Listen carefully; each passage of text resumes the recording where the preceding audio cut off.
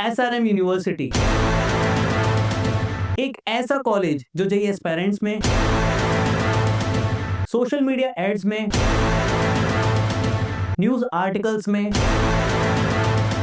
Reddit में, हर तरफ छाया ही रहता है। जब भी आप इस कॉलेज में नजर घुमाओगे तो ranking wise, placement wise, college infrastructure wise चमकता दमकता ही दिखाई देता है। लेकिन ऐसा क्या हुआ कि आजकल ये इंटरनेट पे मोस्ट हेटेड इंजीनियरिंग कॉलेज बन गया है? क्या रीजंस रहे होंगे इसके पीछे, जानेंगे आज के इस वीडियो में।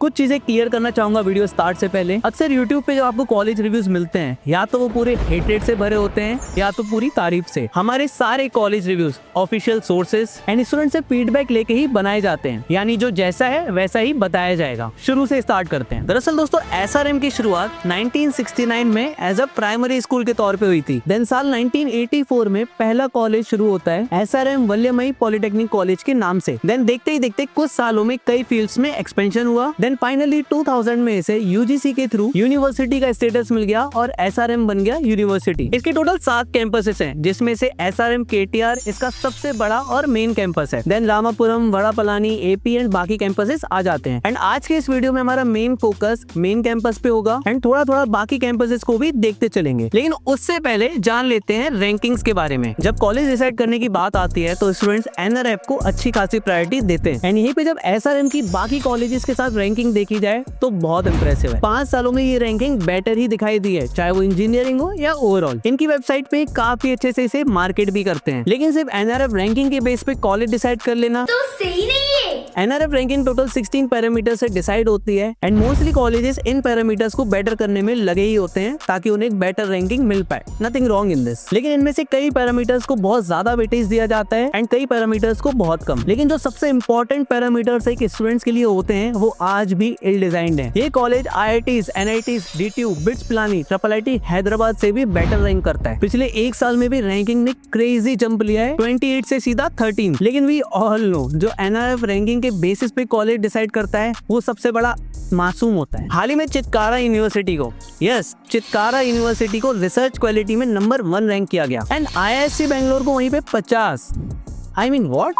रैंकिंग को लेके बहुत सारी चीजें हैं, बहुत सारी गड़बड़े हैं। इसको लेके एक पूरी डिटेल वीडियो ही लगेगी एंड मैं बनाऊंगा। लेकिन अभी के लिए जिनको जानना है वो इस आर्टिकल को पढ़ सकते हैं, जिसे bits Pilani director and Abhishek Singh ने पब्लिश किया है, जिसमें NRF फ्रेमवर्क को कैसे बेटर किया जा सकता है उसे डिस्कस किया है। फिलहाल चलते हैं मोड ऑफ एडमिशन की तरफ। अब SRM में एडमिशन लेने के लिए आपको देना होता है SRMJ EEE एग्जाम। ये साल में अराउंड 3 बार होता है, अलग अलग फेजेस में। फर्स्ट फेज होता है अप्रैल के अराउंड, सेकंड फेज होता है जून में एंड वहीं थर्ड फेज होता है जुलाई में। यहाँ पे क्लास 12 एलिजिबिलिटी रहती है 60% एग्रीगेट 3 सब्जेक्ट्स में। फिजिक्स एंड मैथ्स आपका कंपलसरी सब्जेक्ट रहेगा, बाकी इनमें से कोई भी एक सब्जेक्ट आपका हो सकता है। इसके एंट्रेंस की बात करें, ये 2.5 घंटे का ऑनलाइन एंट्रेंस टेस्ट है जो टोटल 125 मार्क्स का होता है एंड 125 क्वेश्चन ही आपको देखने को मिलते हैं। इसमें कोई भी नेगेटिव मार्किंग आपकी नहीं होती है। अब ये 3 फेजेस में होता तो है, लेकिन कुछ चीजें आपको नोट करनी है। पहली, फेज 1 में आपकी सबसे ज्यादा सीट्स अवेलेबल होती हैं CSE के लिए बाकी फेजेस के मुताबिक। दूसरी, स्कॉलरशिप भी आपको फेज 1 में सबसे ज्यादा प्रोवाइड की जाती है बाकी फेजेस के कंपैरिजन में। ये तरीका बहुत काम करता है कॉलेजेस के लिए ताकि जल्दी से जल्दी सीट्स फिल हो जाएं। एंड पता है फेज 1 जो है वो जेईई काउंसलिंग से पहले ही हो जाता है। मतलब भाई मस्त अर्जेंसी क्रिएट होती है यहाँ पे। अब स्कॉलरशिप की बात निकली है तो देख लेते हैं स्कॉलरशिप को भी। अब ना टोटल 3 टाइप की स्कॉलरशिप यहाँ पे दिखाई देती है, founders scholarship, merit scholarship and rank based scholarship. ये हर साल स्कॉलरशिप रिवाइज करते हैं जो कि आपको एडमिशन सीजन से पहले ऑनलाइन अवेलेबल हो जाती है। इस PDF में आप देखोगे यहाँ पे आपको रैंक के हिसाब से स्कॉलरशिप दी जाती है। राइट साइड में आप रैंक देख सकते हैं एंड सेकंड कॉलम में स्कॉलरशिप परसेंटेज। काफी कम स्टूडेंट्स को ही ये मिल पाती है। अगर आपकी रैंक 351 से ज्यादा है तो स्कॉलरशिप मिलना मुश्किल हो जाता है। ये स्कॉलरशिप जो है ये सिर्फ आपको ट्यूशन फीस पे मिलेगी। सिर्फ फाउंडर्स स्कॉलरशिप ही है जिसमें आपका हॉस्टल एंड बाकी सारे एक्सपेंसेस भी कवर हो जाते हैं। लेकिन इस स्कॉलरशिप के लिए आपकी रैंक 1 से 27 के बीच में होनी चाहिए। एक चीज और नोट करना, हर कैंपस की स्कॉलरशिप जो है वो अलग अलग होती है। ये जो आप देख रहे हैं ये KTR, वड़ापलानी एंड NCR कैंपस के लिए है। बाकी आप रामापुरम, त्रिची की आप देख सकते हैं। अब स्कॉलरशिप से रिलेटेड 2 जरूरी बातें। पहली ये स्कॉलरशिप आपकी सिर्फ फर्स्ट ईयर के लिए ही है। ऐसा मान के बिल्कुल मत चलना कि 4 साल की फीस पे आपको स्कॉलरशिप मिल गई। सेकंड ईयर से कंटिन्यू रखना चाहते हो तो 9 CGPA अबव आपको स्कोर करना पड़ेगा। दूसरी जो बात आपको ध्यान रखनी है, फर्स्ट फेज में जो स्कॉलरशिप है वो ज्यादा रैंक्स तक आपको मिलती है, सेकंड फेज में स्कॉलरशिप परसेंटेज भी कम हो जाता है। ये 2 चीजें ध्यान रखना। एक और चीज है, अगर आपको एडमिशन रिलेटेड दिक्कत आती है कोई भी, या एप्लीकेशन फॉर्म भरने में दिक्कत आती है, काफी स्टूडेंट में से ये भी पूछते हैं कि भैया मैं ना इस सिटी में रहता हूँ या फिर इस स्टेट में रहता हूँ,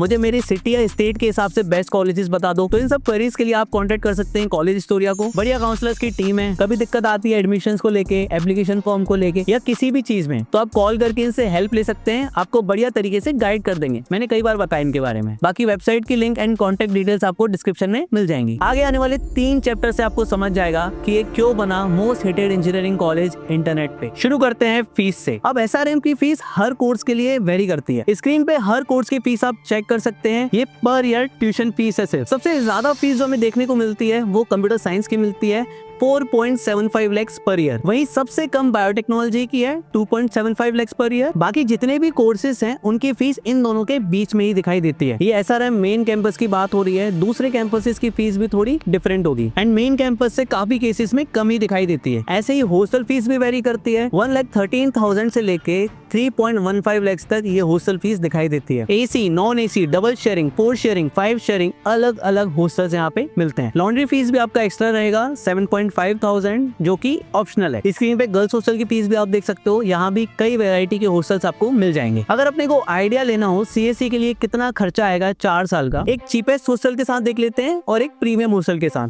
अगर हम 4 शेयरिंग, 5 शेयरिंग, नॉन AC के साथ जाते हैं तो आपका जो टोटल खर्च आता है वो है 23.5 lakhs। अगर AC 2 शेयरिंग लेते हो तो वहीं पे आपका जो खर्चा आता है वो है 28.5 lakhs। अब ना ये फीस बहुत ज्यादा है एंड ये सबसे बड़ा एक इसका रीजन है जिसके लिए लोग इसे हेट करते हैं, क्योंकि ROI इसका बहुत कम है भाई। प्लेसमेंट्स पे चलते हैं, वहां से समझ आएगा मैं ऐसा क्यों कह रहा हूँ। पिछले 5 साल का एवरेज एंड मीडियन पैकेज का डेटा देखते हैं तो कुछ इस तरह दिखाई देता है। 7.58 lakhs 2023 का एवरेज पैकेज था एंड वहीं मीडियन 6.1 lakhs दिखाई देता है। 2024 का एवरेज पैकेज 7.19 lakhs बताया इन्होंने ऑफिशियल वेबसाइट पे एंड जो मीडियन है इस साल का वो 1 साल बाद पता चलता है। हमने ये मेन कैंपस की सेट्स हैं, बाकी कैंपसेस की वेबसाइट पे कुछ मिला ही नहीं, सिर्फ number of companies visited and number of offers बताया था, बाकी ना एवरेज ना मीडियन कुछ नहीं। तो उससे तो आइडिया लगा नहीं। तो जब हमने स्टूडेंट से भी बात की तो नंबर्स काफी ऑफ थे। तो यहाँ मेन कैंपस को ही डिस्कस करेंगे। हाईएस्ट पैकेज के भी नंबर्स पे नजर डालें तो ये बढ़िया दिखते हैं एंड एड्स में भी ये बड़े चमकते हैं। सवाल ये है कि 25-30 लाख रुपए जब हम फीस दे रहे हैं तो मीडियन इतना कम क्यों? इसका रीजन है student intake and mass recruiters. SRM की स्टूडेंट इंटेक बहुत ज्यादा है, लाइक 4-5 हजार तो बच्चे कहीं नहीं जा रहे हैं। ये मैं एकदम कम बता रहा हूँ।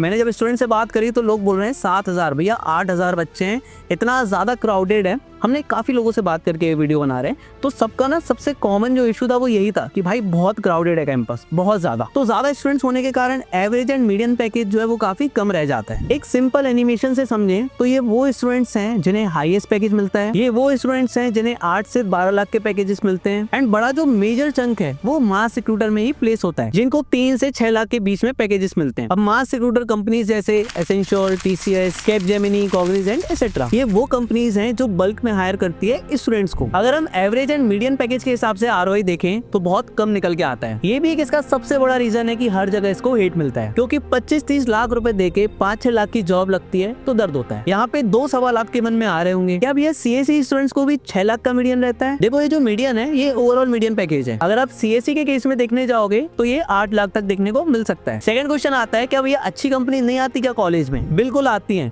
ये वाला जो आप ब्रैकेट देख रहे हो इसमें काफी सारे स्टूडेंट्स होते हैं एंड आप भी इस ब्रैकेट में आ सकते हो, लेकिन कुछ चीजें हैं जो ध्यान रखनी होती हैं। जो कंपनीज अच्छा पैकेज देने आ रही हैं वो लिमिटेड नंबर ऑफ स्टूडेंट्स को ही लेके जाती है, वो बल्क में हायर नहीं करती। तो ऐसे केस में कंपटीशन ज्यादा रहता है क्योंकि इंटेक ज्यादा है। अब कंपनीज क्या करती हैं, कुछ क्राइटेरिया लगा देती हैं, जैसे आपके CGPA, इवन क्लास 12 परसेंटेज भी कुछ कंपनीज क्राइटेरिया रखने लगी हैं ताकि वो इतनी इंटेक में से कुछ बच्चे ढूंढ पाए एंड उनका टेस्ट ले ले, क्योंकि इतने हजारों बच्चों का टेस्ट लेना पॉसिबल नहीं हो पाता है। तो अगर आप CGPA मेंटेन करते हो एंड अच्छे से पढ़ते हो तो इस ब्रैकेट में तो आ ही सकते सकते हो। मेरी ना कई स्टूडेंट से बात हुई तो उन्होंने बताया कि क्लास में 2-3 ऐसे स्टूडेंट्स होते हैं जो कि 15-20 लाख का पैकेज फोड़ते हैं, बाकी सबका 4 लाख, 6 लाख, 8 लाख, 10 लाख, 12 लाख, 5 लाख ऐसा ही होता है। तो ROI वाइज काफी लोगों को लग सकता है कि वर्थ नहीं है, लेकिन कुछ लोगों के लिए अभी भी ऑप्शन हो सकता है इसको। लेकिन कंक्लूजन में देखेंगे, अभी चलते हैं प्रोज एंड कॉन्स की तरफ। अब ना ये कॉलेज अच्छी खासी फीस चार्ज करता है, तो आपको लश ग्रीन कैंपस मिल जाता है, काफी मॉडर्न इंफ्रास्ट्रक्चर मिलता है, एयर कंडीशन क्लासरूम्स मिलते हैं एंड भाई 3 फ्लोर की लाइब्रेरी मिलती है, 3 फ्लोर की, जहां आप बैठ के आराम से अपना प्रोडक्टिव टास्क कर सकते हैं। फुल्ली वाईफाई एनेबल्ड कैंपस है, वाईफाई की दिक्कत ही नहीं होनी है। एक्सपोजर भी ना SRM में काफी बढ़िया मिलता है, like clubs, fest, hackathons, coding contest, ये सब होते ही रहते हैं। क्लब्स भी ना हर एक चीज का अवेलेबल है एंड सारे क्लब्स एक्टिव हैं, क्योंकि बच्चे ज्यादा हैं तो हर क्लब में आपको बच्चे मिल ही जाते हैं। एक जो दिक्कत आती है स्टूडेंट्स की कि भैया हमें कॉलेज में फ्री टाइम नहीं मिलता, लेकिन SRM के केस में ऐसा नहीं है। स्टूडेंट्स ने बताया अच्छा खासा फ्री टाइम मिलता है आपको, सैटरडे संडे भी आपका ऑफ रहता है, तो साइड हसल वगैरह इनकेस आपको करना हो तो आपके पास अच्छा खासा टाइम रहता है। काफी सारी शॉप से लेके फूड आउटलेट्स भी आपको कैंपस में ही मिल जाते हैं, चाहे वो सबवे हो या इवन बैंक्स। कल्चरल फेस्ट होता है मिलान एंड आरुष, एंड भाई क्या फेस्ट होता है इनका, एकदम क्रेजी। तो इन जनरल हम देखें तो जितने पैसे आप भरते हो SRM में, आपको फैसिलिटीज वाइज उतना आपके ऊपर खर्चा किया जाता है। लाइक मतलब कैंपस के मजे तो आपको मिलने वाले हैं। अब कॉन्स भी देख ही लेते हैं। Student intake is very high, जो कि कैंपस को बहुत क्राउडेड बना देता है। लिफ्ट्स के लिए भी भाई लाइंस लगती हैं। अगर आपको क्लास के लिए लेट हो रहा होता है तो कई बार आपको 6 से 7 फ्लोर्स क्लाइंब भी करने पड़ सकते हैं। मैथ्स वगैरह में भी कई बार आपको भीड़ देखने को मिलेगी। एंड मैं हैरान इसलिए हूँ कि जितने स्टूडेंट से बात हुई सबने ये कॉमन इशू बताया कि क्राउडेड बहुत है यार कैंपस। नेक्स्ट जो कौन आता है भाई, इसकी फीस। मतलब बिटकॉइन से रेस चल रही है क्या? ROI भी हमने देखा इस कॉलेज का बहुत इंप्रेसिव नहीं है, आसान भाषा में बोले तो बेकार है। नेक्स्ट इज भाई 75% अटेंडेंस। एक होता है हाँ है 75% अटेंडेंस, एक होता है स्ट्रिक्ट 75% अटेंडेंस। 74% भी नहीं चलेगी। इन केस आप 75% मेंटेन नहीं कर पाते हैं तो आपके यहाँ पे 15,000 रुपए लगेंगे एंड समर में आपको बुलाएंगे एग्जाम देने के लिए। एक स्टूडेंट ने मुझे बताया कि यहाँ पे ना कुछ ऐसी एप्स हैं जिसमें आप अपनी अटेंडेंस ट्रैक कर सकते हो, तो आपको पता होता है कि मुझे 75% मेंटेन करने के लिए एग्जैक्ट कितनी और क्लासेस अटेंड करनी है या फिर कितनी क्लासेस मेरे पास छोड़ने के लिए भी अवेलेबल है। अनऑफिशियल है शायद वो एप्स, तो इसलिए मैं नाम नहीं ले रहा। बाकी हाँ ऐसी फैसिलिटीज भी आपको मिल जाती हैं सीनियर्स के द्वारा। गर्ल्स इन टाइम भी ना 7 साढ़े 7 बजे के आसपास है, लेट हुए तो घर पे फोन लग जाता है। कुछ स्टूडेंट्स ने बताया कि यार भैया थोड़ा सा अनफेयर लगता है हमको ये, क्योंकि वहीं बॉयज का जो टाइम है वो 9-10 बजे रहता है। मेस फूड जो है वो आपको स्टार्टिंग में काफी अच्छा लगता है, देन कुछ टाइम बाद आप बोर हो जाते हैं एंड इसलिए काफी स्टूडेंट्स ने बताया कि सेकंड ईयर से ना वो चेंज कर लेते हैं हॉस्टल्स, लाइक वो बाहर रहना स्टार्ट कर देते हैं। एंड ये टिप भी एक प्रकार से, आपको कई बार हॉस्टल की फीस बहुत ज्यादा लग रही है, फर्स्ट ईयर आप हॉस्टल में रहो कोई दिक्कत नहीं है, सेकंड ईयर से आप फ्लैट्स एंड पीजीज वगैरह ऑप्ट कर सकते हो, तो आपको वहाँ पे थोड़ा पैसा बच सकता है। स्कॉलरशिप भी आपको फर्स्ट ईयर में मिल जाएगी, बहुत अच्छी रैंक लानी पड़ रही है पहली बात तो तब मिल रही है। उसके बाद सेकंड ईयर से आपको 9 CGPA मेंटेन करना ही है स्कॉलरशिप कंटिन्यू रखने के लिए, नहीं तो आपकी स्कॉलरशिप आपसे छीन ली जाएगी एंड आपको पूरा पैसा पे करना पड़ेगा। इसको थोड़ा पर्सपेक्टिव चेंज करके देखें तो इतने सारे बच्चे हैं, ठीक है, कॉलेज बोलेगा कि यार मैं सबको स्कॉलरशिप थोड़ी दूंगा, पागल हो गए हो क्या? तो कुछ क्राइटेरिया कॉलेज वालों को लगाने पड़ते हैं। कल्चर जैसे हर इंजीनियरिंग कॉलेज में दिखाई देता है, यहाँ भी आपको कुछ कुछ वैसा दिखाई देगा। हाल ही में 1000 कॉप्स ने रेड भी की थी कॉलेज के आसपास के पीजीज एंड फ्लैट्स में। अब किन लोगों को इससे दूर रहना चाहिए वो देख लेते हैं एंड कौन लोग इसमें एडमिशन ले सकते हैं वो भी। यहाँ 3 कैटेगरीज में स्टूडेंट्स को डिवाइड किया गया है। एक जिनका फैमिली बैकग्राउंड रिच है, दूसरे वो जो अपर मिडिल क्लास में आते हैं एंड थर्ड वो जो लो इनकम में आते हैं। पहली कैटेगरी रिच। आपको ROI से फर्क नहीं पड़ता, प्लेसमेंट्स का भी उतना लेना देना है नहीं, एक डिसेंट कॉलेज चाहिए with all the premium facilities, then you can go for it, keeping in mind कि आपका जेई नहीं हुआ एंड यही आपका लास्ट ऑप्शन है। फिर आते हैं अपर मिडिल क्लास पे, आप विदाउट लोन इसे अच्छे से अफोर्ड कर सकते हो, आपको लोन लेने की जरूरत नहीं पड़ रही। जेई एंड बाकी तगड़े कॉलेज ऑप्शंस आपके पास नहीं है एंड कॉलेज में भी एक अच्छी CGPA एंड स्किल डेवलप करने के लिए तैयार हो, क्योंकि यही 2 चीजें आपको ये वाली पैकेज कैटेगरी में जगह दिलाएंगी, नहीं तो फिर अगेन मास रिक्रूटर में प्लेस हो जाओगे। लास्ट कैटेगरी पे आते हैं लो इनकम। इस कैटेगरी के मेजोरिटी स्टूडेंट्स लोन लेके पढ़ना चाहते हैं और इनको मैं सिर्फ यही कहूंगा कि इस तरफ देखो भी मत। 25-30 लाख रुपए इसकी फीस है, कितने का ही लोन लोगे? लेट सपोज आपने हाफ भी लोन लिया 15 लाख का, तो उसके लिए पहले तो बैंक में कोलेटरल सिक्योरिटी लगती है, यानी एसेट्स के पेपर वगैरह रखने होते हैं, क्योंकि 7.5 से ऊपर का लोन लेने पे ये लगता है। स्टेट्स के हिसाब से इस कॉलेज की मीडियन सैलरी 6 लाख है, जो कि ये बताता है मेजोरिटी स्टूडेंट्स इसके आसपास ही प्लेस होंगे। इस हिसाब से हम सैलरी देखें तो जो आपको इन हैंड सैलरी मिलेगा वो 40,000 के आसपास रहेगा जॉब लगने पे। किसी का 8 लाख का CTC है तो भी जरूरी नहीं है उसको 8 लाख रुपए ही इन हैंड मिल जाए, स्टॉक्स वगैरह कट के इन हैंड कम ही रह जाता है। 40,000 पकड़ लेते हैं एज अ फ्रेशर सैलरी। यहाँ पे 15 लाख का लोन अगर आप लेते हैं 10 साल के लिए तो अराउंड 20,000 पर मंथ तुम्हारी EMI बन रही होगी। यहाँ पे स्टैंडर्ड रेट ऑफ इंटरेस्ट ये है जो लगता है एजुकेशन लोन के लिए। अब दिक्कत क्या है, अब जिस कंपनी में तुम्हारी जॉब लग रही है जरूरी नहीं है कि वो तुम्हारी होम टाउन में ही हो, जहाँ कंपनी का ऑफिस होगा वहीं आपको जाना होगा। तो बहुत सारे ऐसे एक्सपेंसेस हैं जब आप बाहर सिटी में मूव करते हैं तो आते ही हैं, जैसे rent, food, groceries, clothes, travel, entertainment, gym, fitness and parent expense. ये भी रहता है क्योंकि कहीं ना कहीं आप लो इनकम फैमिली से आते हो तो घर पे भी सपोर्ट करना होता है बहुत सारी चीजें, तो ये एक्सपेंस में ही मोस्टली पैसा आपका चले जाएगा। तो पूरे टाइम सर पे टेंशन रहेगी कि ईएमआईज भरनी है, लिमिटेड डिस्पोजेबल इनकम होगी, आपकी सैलरी आधी ही रह गई ईएमआई भरने के बाद, एंड बाकी बचे पैसों से ही आपको सारी चीजें मैनेज करनी है, एंड बचे पैसों से बाकी चीजें मैनेज करने में दिक्कत आ सकती है। नो सेविंग्स, हार्डली आप कुछ सेव कर पाओगे। मेंटल हेल्थ भी काफी इंपैक्ट होगी क्योंकि हर समय कैलकुलेशन चल रही होगी कि भाई कहाँ पैसे बचाने हैं, कहाँ खर्च करने हैं, etcetera etcetera. And last emergencies के टाइम भी आपके पास कुछ फंड्स नहीं होंगे, ये सबसे बड़ी दिक्कत है। तो लो इनकम के केस में अवॉइड करना ही एक बेटर ऑप्शन है। किसी नॉर्मल इंजीनियरिंग कॉलेज से 5-7 लाख का पैकेज ग्रैब करना कोई बड़ी चीज नहीं है, क्योंकि ये कॉलेज भी आप देखोगे मेजॉरिटी स्टूडेंट्स को इतना ही दे रहे हैं। तो इतना लोन लेके इतना स्ट्रेस लेना is not a good idea. Amount ज्यादा इसलिए दिक्कत है, 4-5 लाख का लोन होता तो फिर कोई बात ही नहीं थी। कुछ लोग बोलेंगे कि भैया मैं फोड़ दूंगा कॉलेज में, तो भाई हाँ तुम फोड़ सकते हो, बट इन केस चीजें वैसी नहीं गई तो तुम्हें दिक्कत ना हो बस। अब कुछ लोग बोलेंगे जॉब स्विच भी तो करेंगे भाई, पैसे भी तो बढ़ेंगे भाई। हाँ यार बढ़ जाएंगे पैसे भी, लेकिन 2-3 साल तो आपका यही चलता रहेगा, एंड उसके बाद भी कितनी सैलरी बढ़ती है उस पर डिपेंड करेगा। तो conclusion, category 1 richie rich, ROI placement से फर्क नहीं पड़ता, आप एडमिशन ले सकते हैं। Upper middle class, last option यही बचता है, take it and grind hard. Low income मतलब ही नहीं है। कुछ लोगों को लग रहा होगा ऋतिक भैया काफी ऑनेस्ट चले गए, अरोरा साहब की कसम मुझे फर्क नहीं पड़ता, मुझे फर्क नहीं पड़ता। कुछ कमेंट्स भी हैं, college is not affordable but still watching for general knowledge. Let's go, thank you. Next comment आता है, no place for SRM in this video. एक वीडियो बनाई थी हमने जिसमें टॉप 25 इंजीनियरिंग एंट्रेंस एग्जाम्स के बारे में बात की थी। तो हमने ना हर एंट्रेंस को रैंक किया था उसके आरओआई के हिसाब से। तो एसआरएम ना बाकी जितने भी टियर 3 कॉलेजेस हैं उनके साथ हमने रखा था। द रीजन इज कि हमने आरओआई को प्रायोरिटी दी थी उस टाइम पे, एंड आरओआई के हिसाब से देखा जाए तो कॉलेज उतना अच्छा नहीं था, तो उसको वैसा रैंक किया गया था। तो अगर हम कंक्लूजन जब देखते हैं तो कंक्लूजन में भी मैंने यही बताया कि भाई पैसे हैं, लास्ट ऑप्शन है, तो फिर आप चले जाओ, फैसिलिटीज वगैरह एंजॉय कर लेना। पैसे नहीं है, लोन वगैरह लेके जाने की सोच रहे हो तो भाई वर्थ नहीं है। ओके, नेक्स्ट कमेंट आता है, can't really say about which college to go but yeah the college where you should never go are KIIT, LPU, MET, UPS, SRM। देखा ना, वही है माइंडसेट, लोग कैसे देख रहे हैं आजकल कॉलेजेस को। अगर भाई प्लेसमेंट्स को हटा दो, फैसिलिटीज वाइज देखो तो सारे कॉलेजेस अच्छे मिलेंगे जो भी आपसे अच्छी खासी फीस चार्ज कर रहे हैं, लेकिन जहां आपका आरओआई एंड प्लेसमेंट वाला पर्सपेक्टिव आ जाता है ना, वहां चीजें गड़बड़ा जाती हैं। वहां पर सारे जो कॉलेजेस हैं उनको हम फिर देखते हैं यार वर्थ नहीं है, क्योंकि कुछ आरओआई नहीं है। ठीक है, मेन दिक्कत वहां आती है। काफी स्टूडेंट्स आजकल कमेंट्स में ये भी बोल रहे हैं कि भैया आपको आरओआई और प्लेसमेंट से इतना ज्यादा लगाव क्यों है, क्योंकि भाई मैं देख रहा हूँ ना स्टूडेंट्स की प्रायोरिटी वो है। अगर आपकी प्रायोरिटी नहीं होगी प्लेसमेंट एंड आरओआई तो भाई पूरा वीडियो का जो डायरेक्शन है वही चेंज हो जाएगा। ठीक है, तो अगर किसी स्टूडेंट को लग रहा हो कि यार भैया इतना प्लेसमेंट आरओआई क्यों करते रहते हो, आप कमेंट में बता देना, मैं ये सेक्शन ही उड़ा दूंगा। ठीक है, प्लेसमेंट आरओआई वाला। ठीक है, उस केस में तो फिर अपन स्पॉन्सरशिप भी कर सकते हैं कॉलेजेस की।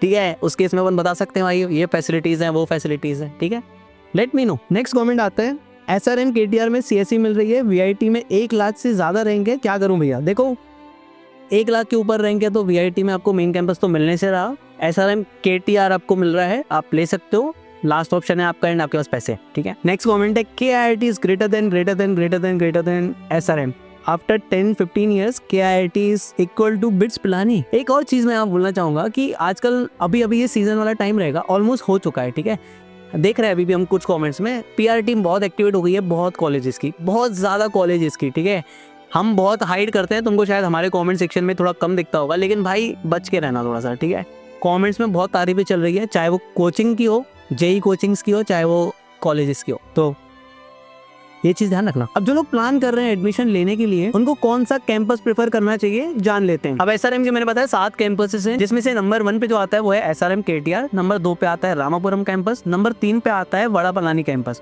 इसके बाद जितने भी कैंपसेस हैं वो सारे नंबर 4 पे आते हैं, उनमें बहुत ज्यादा डिफरेंस नहीं है। तुम्हारी पहली प्रायोरिटी हमेशा SRM KTR होनी चाहिए, CSE ब्रांच। नहीं मिला मेन कैंपस तो रामापुरम देख सकते हो। बाकी कैंपसेस आई डोंट थिंक उतने वर्थ रहेंगे, क्योंकि हमने काफी सारे बच्चों से बात करी एंड वहां से हमें पता चला कि कैंपस छोटा है, फैसिलिटीज उतनी अच्छी नहीं है, प्लेसमेंट्स तो भाई बहुत ही कम है, आरओआई नहीं है, तो तो ये सारी चीजें बाकी कैंपसेस के बारे में सामने आई। अगर आप ऑलरेडी किसी कॉलेज में हैं, नीचे आपको एक फॉर्म मिलेगा जिसमें आप कॉलेज के बारे में बता सकते हो यार, प्रोज एंड कॉन्स। इससे क्या है कि जो आने वाले स्टूडेंट्स हैं जो कॉलेज में एडमिशन लेना चाहते हैं उनको हेल्प हो जाएगी, ठीक है। उसमें आपसे ज़्यादा चीज़ें नहीं पूछेंगे, है ना। आप खाली अपना कॉन्टैक्ट डिटेल्स भी दे देना ताकि थोड़ा वेरिफिकेशन हो पाए। ऐसे आप कुछ भी बोलोगे किसी कॉलेज के बारे में तो वो नहीं छाप सकते हैं, थोड़ा वेरीफाई करना पड़ेगा। ये बात मैं एश्योर करता हूँ कि आपका नाम कहीं भी नहीं आएगा एंड ये सारी चीज़ें जो भी आप बताओगे वो एज अ अनोनिमस ही होंगी। नेक्स्ट डिटेल वीडियो किस पे चाहिए अभी जाके कॉमेंट करो। इस साल मैं बहुत सारे कॉलेज रिव्यूज बनाने वाला हूँ।